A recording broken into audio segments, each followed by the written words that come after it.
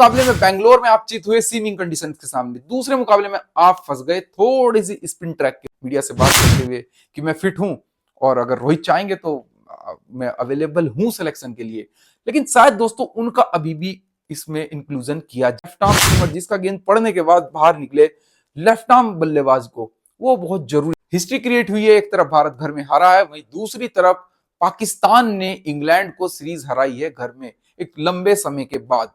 पाकिस्तान हमेशा से घर में हारता चला आ रहा था पिछले लंबे समय से, लेकिन इस सीरीज में उन्होंने कमाल कर दिया। रैंक टर्नर विकेटें बनाई, पिचों को सुखाया और दो स्पिनर साजिद और नुमान ने कमाल करके दिखाया। पाकिस्तान स्पिन को इस समय इंडिया से अच्छा खेल रहा है। आप स्टैट भी चेक कर सकते हैं। एशिया में भारत चौथे नंबर पर है। श्रीलंका, बांग्लादेश, पाकिस्तान तीनों टीमें भारत की टीम से अच्छा खेल रही हैं। सभी स्पिनर्स को हमेशा भारत डोमिनेट किया करता था, टॉप पर हुआ करता था, चाहे वो राहुल द्रविड़, वीवीएस लक्ष्मण का जमाना हो, चाहे वो चेतेश्वर पुजारा, अजिंक्य रहाणे, किंग कोहली जब अपने प्राइम फॉर्म में थे तब का जमाना है। तो हो क्या गया है हमारे सिस्टम को, हो क्या गया है इन बल्लेबाजों को, और क्या हो गया हमारे स्पिनर्स को कि विकेट नहीं ले पाए। हमने दूसरी पारी में भी देखा किस तरीके से न्यूजीलैंड ने अटैक किया, न्यूजीलैंड के ओपनर्स ने अटैक किया। हालांकि जवाब में भारत की तरफ से जायसवाल ने एक तेज इनिंग जरूर ली, लेकिन कहीं ना कहीं एक एंड को पकड़ना होता है। अपनी लास्ट वीडियो में भी बताया था कि चेतेश्वर पुजारा कौन बनेगा। चेतेश्वर पुजारा अगर कल कोई बन जाता तो भारत जरूर इस मुकाबले को जीतता। जिस तरीके से पुजारा ने पहले भी करके दिखाया है, वो चाहे ऑस्ट्रेलिया बॉर्डर गावस्कर सीरीज की बात हो या किसी भी मुकाबले की, हमेशा एक छोर को संभाल के रखते थे।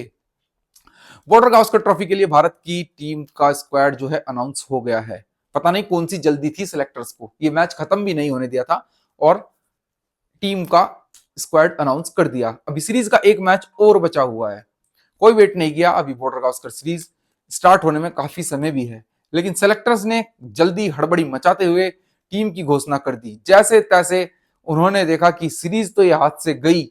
अब फाइनल जो लास्ट मुकाबला मुंबई में खेला जाएगा वानखेड़े स्टेडियम में। पहले मुकाबले में बेंगलोर में आप जीत हुए सीमिंग कंडीशंस के सामने, दूसरे मुकाबले में आप फंस गए थोड़ी सी स्पिन ट्रैक के ऊपर, लेकिन मुंबई के वानखेड़े में रैंक टर्नर बनेगा। मैं आपको बता दूं मुंबई का पिच रैंक टर्नर ही रहता है। अब इस पिच के ऊपर अगर कोई दूसरी टीम होती तो हम सोचते कि यार बढ़िया है, इंडिया की टीम के पास अच्छे स्पिनर्स हैं जो सामने वाली टीम को आउट कर लेंगे, लेकिन जो इस सीरीज के अंदर चल रहा है ऐसा लग रहा है कि भारत तीसरा मुकाबला भी कहीं हार ना जाए। डब्ल्यूटीसी फाइनल के जो लाले पड़े हुए हैं वो उनकी उम्मीदों पर और पानी ना फिर जाए, बिल्कुल, क्योंकि न्यूजीलैंड चढ़ के खेलेगा इस मुकाबले को। दो मुकाबले जीतकर पहले सीरीज जीत चुका है।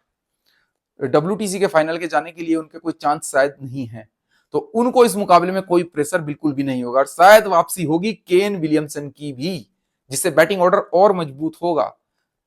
तो अब भारत यहां पर फंस गया है। ऑस्कर ट्रॉफी के लिए भारत के जो 18 सदस्य स्क्वाड की घोषणा की गई है। बैटिंग ऑर्डर की अगर बात करें तो अभिमन्यु ईश्वरन को मौका मिला है। अभिमन्यु ईश्वरन ने बहुत सारे रन्स बनाए हैं दोस्तों डोमेस्टिक क्रिकेट में, बहुत अच्छा ये बल्लेबाज है, इनकी मेहनत रंग लाई है। बाकी सभी बल्लेबाज जो बैटिंग ऑर्डर में न्यूजीलैंड के खिलाफ खेल रहे हैं वही बल्लेबाज इस सीरीज में हैं, चाहे उसमें केएल राहुल हो, सरफराज अहमद हो, जायसवाल हो, रोहित शर्मा, शुभमन गिल, सरफराज और ऋषभ पंत के साथ साथ ध्रुव जुरेल होंगे दूसरे विकेट कीपर। ये भारत की होगी बल्लेबाजी लाइनअप। गेंदबाजी अटैक की अगर बात करें तो यहां काफी सारे आपको बदलाव देखने को मिलेंगे।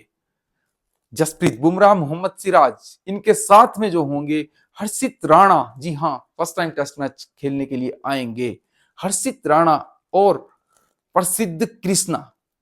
चार भारत ने ये फास्ट बॉलर सेलेक्ट किए हैं।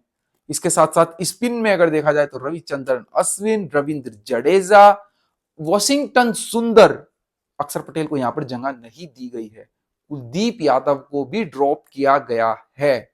ऑलराउंडर्स की अगर बात करें, फास्ट बॉलिंग ऑलराउंडर्स की, तो उसमें नीतीश कुमार रेड्डी, इनको शामिल किया गया है। नीतीश रेड्डी एक हार्दिक पांड्या के ऑप्शन के रूप में देखे जा रहे हैं, जो टेस्ट क्रिकेट में काफी इंपॉर्टेंट रहने वाला है ऑस्ट्रेलिया के अंदर। लेकिन अगर फास्ट बॉलिंग अटैक की इसकी बात करें, क्योंकि दोस्तों बॉर्डर गावस्कर ट्रॉफी एक लंबा टूर होता है, 5 टेस्ट मैच भारत को खेलने हैं।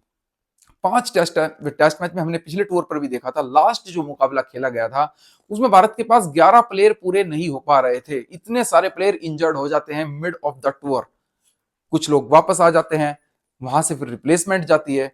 तो यहां पर 18 और 3-4 आपको ट्रैवलिंग रिजर्व भी हैं, उसमें शायद खलील हैं, उसमें उनके साथ नवदीप सैनी हैं और एक प्लेयर और कोई है जो ट्रैवलिंग रिजर्व में जा रहा है। शार्दुल ठाकुर को जगह नहीं दी गई है। शार्दुल ठाकुर ने पिछले टूर पर काफी मैचेस में अच्छी परफॉर्मेंस की थी, चाहे वो गेंदबाजी से थे चाहे बल्लेबाजी से भी उन्होंने काफी ज्यादा योगदान दिया था। मैं भूलना नहीं होगा वाशिंगटन सुंदर के साथ उनकी वो बारी। लेकिन मोहम्मद सामी सबसे बड़ा जो चर्चा का विषय है वो है मोहम्मद सामी।